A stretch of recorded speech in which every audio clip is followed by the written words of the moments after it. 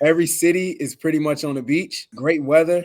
I was in Melbourne, so I was able to really just kick back and play basketball and just have my feet in the sand. I turned into a little bit of a beach boy over there. Shut up and sit down. What's up, Wisconsin? Inside Wisconsin Studios, here we are. It's Trevor and John, and this is another slice of cheese. Somebody that spent some time with us here in Wisconsin that is killing it, J.A. Keifer Sykes. Well, first off, we call it a slice of cheese, but I usually think of that as sure. Like this, I feel like we went to the deli counter and we went like, I need a pound of cheese and it's sliced. Sure. Right. Keifer Sykes, it's like anything. You see people that play in a sport, and all of a sudden that name kind of pops up. They go off the radar, and in his case, it's all over the world. And all of a sudden they pop up, and you're reading the box score, because I'm old, and so I still read box scores, although they're not in my daily newspaper anymore, because I don't know that they have daily newspapers. And I see Keifer Sykes, and I'm like, wow, that's great. And then because ESPN's, I look, that's him. And the next game I turn on, and sure enough, I'm watching the Pacers game, and there he is, and he's lighting it up. I'm like, that's amazing.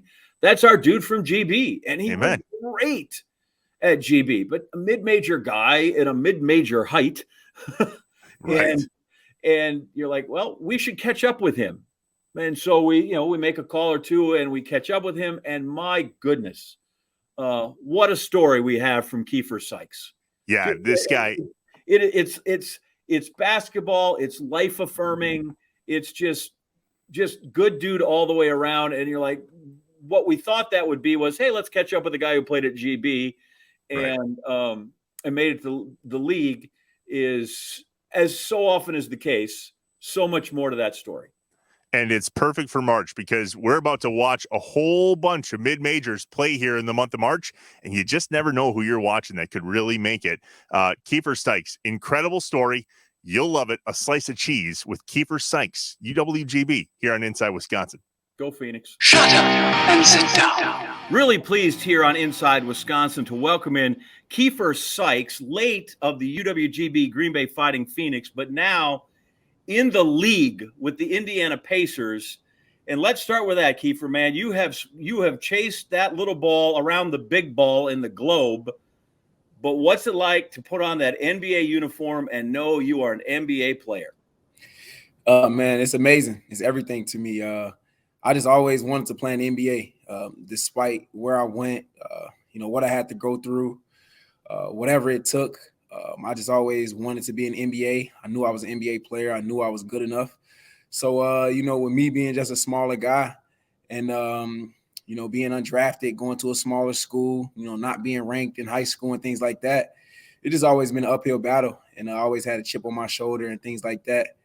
And, I had to really prove myself over and over and over and over again. So, I had to make people turn their heads multiple times. And, finally, the Indiana Pacers and Coach Rick Carlisle and, his wonderful staff, Kevin Pritchard and Chad took a chance on me and, gave me a deal. And I definitely worked hard for it, and earned it. So it's been a blessing, man. It's been a blessing for me and my family. And like you said, with me playing in GB, me being from Chicago, and now playing here in Indiana, staying in the Midwest, it's been a dream come true. Right? People go, oh, Indy and Chicago and Green Bay. He's just a Midwest guy. Dude, you have been to Korea, Turkey, Italy, China, Greece. I imagine just the McDonald's at Indy might be one of the greatest signs ever after you've chased around like that. Yeah, man, like you say, in Australia as well. But, I've done it in 5 years, and I enjoy each and every one of those places. For me, it's been an amazing experience to go see all these places, to have all these different cultures. And it's something that grew me, that grew my perspective. Me being from Chicago, pretty much a lot of guys, all we know is our neighborhoods, coming from, poverty, coming from Chicago public schools, coming from underprivileged situations. Just all we know is Chicago. All we know is what we know. So for me to, branch out, I had the choice to go to different countries and go to different continents and things like that. And I just want to see the world and explore and go as far as I can. And that's what I did. Yeah, and we're going to talk at some point here about the Keifer Sykes Free 10 Foundation. But let's start. We come out of school, And you know what? Like you said, you know what's stacked against you. I'm from a mid-major, and I'm 6 foot tall. Like these are tough obstacles to start, and there's a 2-round draft. So you're an unrestricted free agent. You're out of college. How do I start my basketball journey to the NBA? What do I say to myself, and how do I end up in that first job with down in Austin? So yeah, that was amazing for me. So, like you said, I knew I was like one of the highly touted college guys, 2-time player of the year. But I have a film on Amazon Prime called Chi-Town, and I say it on the film like I know that I'm going back to the bottom. When you're a rookie, when you going into the draft and free agency, you got guys that played in the league for a long time. You got veterans. It's only 90 spots at the point guard position. 3 point guards on each of the teams. So going into the draft, I knew that I may not get drafted. I was projected to be drafted probably 45 to 60. And, the Cleveland Cavaliers called me at the end of the draft and just told me they were going to pick me up for training camp. So I just started there. But the Spurs ended up picking me up after summer league. So to go to a great franchise like that, what I want to do is just continue to learn and grow my game as much as I can and work each and every day. I feel like all of those experiences have been wonderful experiences for me and small cues for me to know that I could actually play. It's funny, the things you say there, I hear that a lot from guys, that part of the league isn't just you got to learn how to play basketball. You got to learn how to be a professional basketball player, whether that is, like you said, learning how to practice habits, learning how to pack for a road trip. It is just getting used to all of that. How different is that? It's nothing about basketball. It's everything about sort of the life of a basketball player. Yeah, I mean, that's the number one thing. So, you play in high school, it's for the team. You play in college, it's for the team. And, once you turn professional, it's all about you and your professionalism. And that's one thing that I had to continue to learn, just how to be a true pro, how to prep yourself for games, how to, get your mindset at halftime going, how to get your mindset for each and every game. You don't have, dorms and things like that in college. You don't have, room checks and things like that. And coaches that, calling and checking up on you. As a pro, you got to just continue to, just figure it out on your own. And I was blessed to have great vets and great coaches on my journey. Like I said, being with the Spurs, and the teams that I played with overseas, me and my agent, we always tried to pick, great situations. And that's what's most important. I never really chased the money.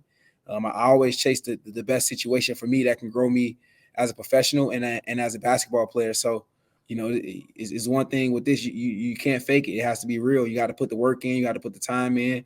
And it's been a blessing to, feel like I got what I deserved, and I'm going to continue to do the same things. All right, Keifer, at this point, I'm going to bring in our co-host, Trevor Thomas, who, by the way, is the PA voice of the UWGB Fighting Phoenix. What's up, Keith? What's up, man? How are you? Yeah, he had morning shoot around, so he's a little late, but he's here now. Okay.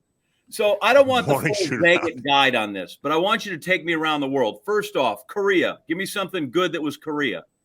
Something good? Well, we won the championship. We won the regular season and the championship, but they got great fashion and they got great technology. How about Turkey? Turkey, it was a little bit different. Muslim country, so, very strict. I got to see a different religion and things like that, and just the discipline. That was great for me. Italy is on the list. Italy was nice. Italy is really nice, really good food. I was close to Amalfi Coast my first time there. So Italy, beautiful country and great food for sure. Yeah, I'm glad you didn't eat yourself out of the game. That's good. How about China? China, amazing talent. I got to play Lance Stevenson there for the first time. Guys like Jeremy Lin, Stephon Marbury, really high level league. That was something that was very different for me. Fast paced, a lot of people, a lot of things moving. But China was just a high level situation for me. They got a lot of money in China. And listen, they love Steph Marbury, and he's a small guy that played point guard. So you fit in right there. That was amazing to see a lot of my idols that played in the NBA. How about Greece? Greece, short stint there, but that was my second time in the Euro League. So, that was cool. It was COVID there, but it was great to play for a great fan base. The European fans, I would say, are some of the best fans in the world. They're really dedicated to their clubs, and those gyms get packed and they get crazy, and they're very passionate, as I'm sure you all know. Australia was really, really nice. Every city is pretty much on the beach. Great weather. I was in Melbourne, so that was another COVID season, so I was able to really just kick back and play basketball and just have my feet in the sand. I turned into a little bit of a beach boy over there. And finally, how about Fort Wayne, which doesn't seem to have anything in common with any of those other places? No. Well, with the team being based in Indianapolis this year, we was pretty much in Indianapolis. So to get back to the Midwest and here in Fort Wayne, this is a place that helped make my dreams come true. So the place is very near and dear to my heart. At what point did you come back to America and go, I'm good? Actually, I'd rather go back to Australia or Greece or Italy or wherever you were. I mean, I get the NBA was always the goal, but boy, those just don't compare, do they? They don't. So, I mean, this last time when I was just in Australia, now that was where I was like, okay, maybe I can get used to this life. Like you just, like I said, most of the cities are on the beach. So everywhere is beautiful, man. Beautiful sunsets. People speak English. And, that's a place where you can really get comfortable. Good basketball. You see LaMelo Ball come from there. Josh Giddey come from there. That's had success in the league. Jay Sean Tate, my teammate Torian Craig. So, Australia was a place where I was like, okay, I can get comfortable here. But, yeah, nothing is like the States for sure. And there's really nothing and I live out here on the East Coast, right? And people love or New York basketball and talk about it. But Chicago basketball, Chicago high school basketball in particular, I was watching the Kevin Garnett special, and Scoop Jackson's like, man, you can make your bones in Chicago high school basketball, and nobody cares what you do in college and even the pros after that. What's it like to be a product of Chicago high school basketball? Yeah, speaking of that, Kevin Garnett, we played in the same conference. He went to Farragut High School. I went to Marshall High School, which is the Red West Conference. Like he said, Kevin Garnett said it's probably some of the toughest basketball, but growing up playing, amazing competition. So you're going to be ready for whatever. It's probably, if it's guys, it's 100 guys ranked in the country, at least 20 or 30 of them or something like that is from Chicago. So, just playing in Chicago, you're always going to compete against some of the top guys, each and every day, and no matter what tournament that you're in. So I was from the South Side, so I went to school on the West Side, which was the first challenge for me, just testing myself, putting myself in an environment where I just had to, just toughen up. Some of those games I was scared. I was nervous. Like they said, the crowd is pretty much on the court. You got to get it roped off. And it's just a lot of great basketball, and you got to go hard and be ready for it. So Marshall's famous too because of Arthur Agee and Hoop Dreams, right? Everybody knows Marshall out of that. But you got guys in the league, which is amazing. So you're there. I love Patty Bev. I don't want to be guarded by him. Same high school too. He went to Marshall as well. Right, and also from Marshall, which is to me amazing, is Alonzo McKinney. Like you got a guy that you played with in high school, right, and at GB, and you're all in the league. That's That's fantastic. Yeah, so I mean that's my best friend. So I mean we just had this crazy dream that man we're gonna make the NBA. Even before the season, I signed Exhibit 10 and he signed the Capitanes G League, a new G League team, and we said, we're gonna grind it out again, just like we did in high school, like we did in college, and go from the G League to the NBA. And yeah, man, it's been a dream come true for us. Something that we've been grinding for, and we've been able to just piggyback off each other and just continue to inspire each other. Yeah, having someone like him, like a brother, just made the journey so much easier. Yeah, we definitely know you made a bunch of Green Bay people proud back in the day, both of you. Although, John, you may not remember, but Keifer and Alfonso and Alec and that team, they kind of did the Green Bay Cardinal sin. They beat Virginia. They beat Mr. Bennett. I mean, the GB Phoenix. The number one all-time leading scorer on the list. And Malcolm Brogdon. Yeah. He's your teammate now, right? Yeah. I always think of him as a former Bucksman. I'm going to leave it at that. You haven't brought that up, have you, dude? Or at least I hope you didn't do it on the 10-day. Well, he the big dog, got the big money, so I don't like to bring it up around here. So take us back to your GB days in case you haven't covered that yet. I mean, you guys had a heck of a run. You really close to the tournament your junior year. Keifer, you finished second in the dunk contest. I mean, outside of both communities having a football team, Chicago and Green Bay are pretty different. So take us back to your times here in Wisconsin at UWGB with Coach Wardle. Just give us the rundown, man. Yeah, so it was amazing. One thing I would like to say is, junior year, we only lost 5 games, and we didn't have Alfonso McKinney that year. He played at the end, but, he had a couple knee surgeries. So, man, we would have been so much better. Probably would have went to the NCAA tournament, but my time at Green Bay was amazing. I knew that they had 2 senior guards leaving when I was coming in as a freshman, and I didn't really know much about Green Bay, but for me, like, I was just so excited to get a scholarship, and they were recruiting me heavy. My dad really loved the coaching staff and really trusted them, and then I trusted them, and I just wanted to play college basketball because people didn't even think I would play college basketball. So when I got my first offer, I just took it, and it was close to home, and I knew that they would help me so much, and just be great male figures for me, and that was the main thing. But I couldn't imagine all the success that we would have. I would say, like, probably within the first 10 games, Coach inserted me into the starting lineups, and I was one of the better freshmen. And that's when I kind of realized that, being in the NCAA, it's an even playing field where, if I'm averaging whatever points a game, it's just as the same. I'm on the same list of guys that's going to these high-level schools like North Carolina and Duke. So yeah, that really drove me right after my first year, me having some success, to, be the best that I could be. Coach Cornelius, that whole staff, Coach Wardle, Coach Foster, Coach Baroni, some of those guys have head coaching jobs, and I still stay close with them. But great coaches, and we're able to get us build some great teams, and we're able to have a lot of success, and change that program around from just an average program to a program that was one of the top mid majors in the country. So it was just a great time for us. With us being the only basketball team in the city. Like I said, the Green Bay Packers, the whole Green Bay, the city of Green Bay embraced us. And it was a great ride, man. Some of the best 4 years of my life. Me growing up, turning into an adult.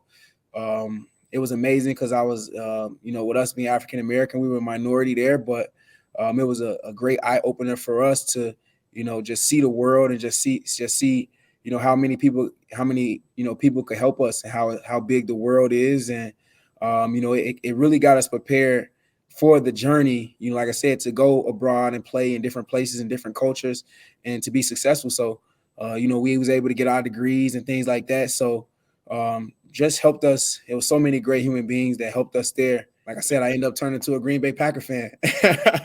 Yes, let's go. We're using that clip right there. Chicago kid, Packer fan. We're using that. Yeah, he balances me out, doesn't he? You touched on this. You come from a hard place, man, and it's hard to get out of. And the game is it sometimes. But now you have your degree. At what point did you go, okay, basketball might be my ticket to something better, but there is more to basketball?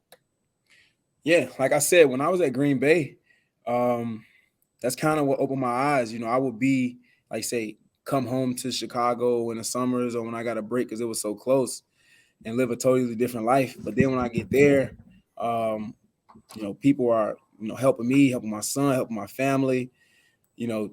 Like I said, the Packers, these guys are introducing me to yoga. These guys are introducing me to so many different aspects of life. Just seeing that Packers franchise, that was the first professional team that I saw. And, to see that everybody showed that team so much love, it was just easy to fall in love with that. Me being from a place of Chicago where it's not that much love. It's a lot of bloodshed in our city. It's a lot of hate. It's a lot of senseless acts. It's a lot of mass incarceration, which is why I started my foundation, the Free 10 Foundation. But with so many people assisting us on our journey, just telling us how important our education is, and them wanting us to strive for more in life. That was the turning point in my life when I got to really open my eyes and see that, it's more to, my environment, what I thought I knew, what people in Chicago think that they know. So yeah, when I was able to get to Green Bay, like you said, my freshman year was a culture shock. I'm like, wow, people just leave their cars and people just leave their doors. And like it was really amazing. Something so simple. But this is really true. This is really our outlook. Like I said, you can see on the Chi-Town film when I got there, I was sitting back on a car and I was just looking like, wow, like this is amazing that all of these people are just, everyone's happy. Like, it's crazy as it sounds, but when we were just put in a situation where we was at an advantage, it was something that, stuck with me in my heart, that I want to continue to give back and give that perspective and give that vision and give that just enlighten others about. And that truly became my passion, outside of the game of basketball. So like basketball for me is work. So, I'm definitely going to work hard and always give 110%. This is something that's, philanthropy and, giving back is something that is my real purpose and my real passion in life. Keifer, you talked earlier about having good male figures around you when you got to Green Bay and the difference in culture and so on and so forth. But at the end of the day, it's all about being a good son, brother, father, and friend. Mm-hmm. And a lot of that you probably get from mom. Tell us about that. Yeah, for sure. So, like I said, a lot of male figures, a lot of people, helped me get in this position. I lost my father after my first year of college. So, I was left with all these people that helped me, and I wouldn't be able to get here with all these people. But yeah, my mom is all I have left. And, to see her be a widow, to see how strong she is, to see the sacrifices that she made. I said she took in 5 kids, and people were thinking that I have 5 kids. I don't. I have 2. But we took in my cousins, her and my dad. My dad was always a coach. So my mom was like the backbone of the family, someone that I just always admired how she never wanted any credit, never took any credit. She get up, she cook, she get up, she work, she get up and just show us so much love and support us. And it's like she's behind the scenes. And it's something that's rare nowadays with so much social media, with, people just dying to get attention and doing whatever for attention. It was something that's so special to me, that's so heartwarming for me, that like I said, man, she deserves all the attention that she can get, because she's just so selfless, and all the sacrifices that she made, and for me, my brothers, like I said, my cousins, everybody in my community, everybody that inspired or motivated by what I'm doing or what we're doing. Truly, women really run the world. Without them, there would be no us. And that's something I realized, especially me being a girl dad, me having a daughter. Like I said, my mom, I feel like she probably got looked over a lot in life, and she had a really hard life. She's really tough, but she's loving, and she just made all the sacrifices necessary to put us in these positions. And she nothing that I could do is nothing that I could do to repay her. It's nothing that the NBA, none of these things could repay her and give her the credit that she deserves for the work she's done in my life. You've been giving back a lot longer than you think you have. When you were here at GB, there was a lot of kids in this community that looked up to you, my son included. So I have 2 kids as well. My wife, Amanda, and I have 2 kids. Rhodey is going to be 12 this year, but when you played your last game here at UWGB in 2015, he was 6, 7, somewhere in there. Dude, he bawled his eyes out when it was over for Keifer Sykes here in Green Bay. And when I told him that you were going to be on Inside Wisconsin, the kid went back to all the memories as a little boy that he had of you playing here. You held yourself incredibly well in this community. Talk about what that means to you. His name is Rhodey, by the way, Rhody. And legit this morning, I said, Rhodes, I'm talking to Keifer today. And he goes, I know right where my poster is. Remember those flip card posters where you guys were on the front of those? I mean, he idolizes you now, even 6 years after he watched you play here in Green Bay. Talk to us about what that means to you. Yeah, like I said, man, Green Bay, I had a huge responsibility coming from Chicago, being a freshman. It really changed my life. I was a little bit hard coming in, coming from Chicago. Like I say, playing in that Red West, all I knew was to be tough. So when I first got there, and I was like, wow, I don't have to be, I don't have to put up this ego all the time. I don't have to always put up this protective shield. And, all of these kids were looking up to me, were loving me. Like you said, I got a key to the city in Green Bay, which was amazing. With me being a junior and having another year left. But, Brian Wardle and the coaching staff always made sure that they told me, how I had to represent myself well. If I want to be a professional, I have to start representing myself well. And, with me having kids, and I just love kids. Like I knew how deeply those interactions with, like I said, high school and college players were for me. And like I said, Green Bay really grew me. And that was somewhere that, was home for me. And I was somewhere that was very comfortable for me. And I always gave back to the kids. If it was shoes, if it was clothes, if it whatever the case may be, I just always wanted to, exemplify, just show them that, that you got to have the right heart, because I knew that one day these kids will grow up to be athletes. These guys are going to be, high school players and high school stars and things like that. And, just mold them and mentor them, which is why I have the YBM Youth Basketball Mentoring Program. All of these things are something that's huge to me and that inspired me, and I always want to give back. It worked, man. He'll never forget you. That's cool. Sure. So, Keifer, I applaud your humility when it comes to Trevor. I don't have any, so I just want to know, does your key to the city look like this? Oh, here we go. I think so, maybe. Yeah, okay. So I just want to know. So, okay, Trevor, so two-thirds of us nice here. So if your city is ever I must locked, be missing mine. I can't find my key to Green Trevor, Bay. if you ever come back to Green Bay and the city's locked, just call Keifer and I. We can get you got it. key. I'll get in. Hey, I want to give you some time to plug this because you keep kind of mentioning it, and then we move off it. The Keifer Sykes 10 freefoundation.org. It's there. It's a website, and it does what? Give me the good works. There you go. So the Free 10 Foundation is the initiative that I started to help underprivileged families. It expanded, not just in Chicago, but families that have different crises, has been affected by gun violence and mass incarceration, and who are just underprivileged. And it's been something that's been great for me because I've been able to be as creative as I want to be. And it's been something that's been unique. And it's been something where I started about 3 or 4 years ago, where I had the movie Chi-Town that's on Amazon Prime. And I realized, I thought people just see the movie, see my life, and it was normal. I just thought my life was normal, going through all these things that I went through with playing basketball, losing people back home, my friends going to jail and things like that. I just thought it was normal. And people were like, man, how did you do it? You lost your dad, you kept going, you're inspiring, you're motivated and things like that. And, I just continue to pray to God, like, why did he choose me for this film? We have Derrick Rose, we have Anthony Davis, we have Isaiah Thomas, we have Jabari Parker, all these guys who were in the NBA. I wasn't even in the NBA at the time. And, but I did have a talent that took me out of my situation and, was able to, provide and bless my family. But at the same time, these things are still going on. These things are still happening in my communities where, people are dying. A lot of our male figures are dying and they're leaving behind 1, 2, or 3 or more kids that have to grow up without those resources, without that nourishment, without that nurturing from their parents. And that's what the Free 10 Foundation does. It just fills the void creatively, financially, education. With education, we had our first, our summer program this summer.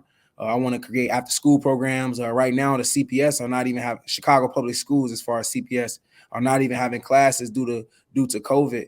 And, me growing up, being in Chicago in the public school system, knowing that some of our academic systems are outdated, knowing that some kids, went to school and that was their only sources of food when we had breakfast and lunch and things like that.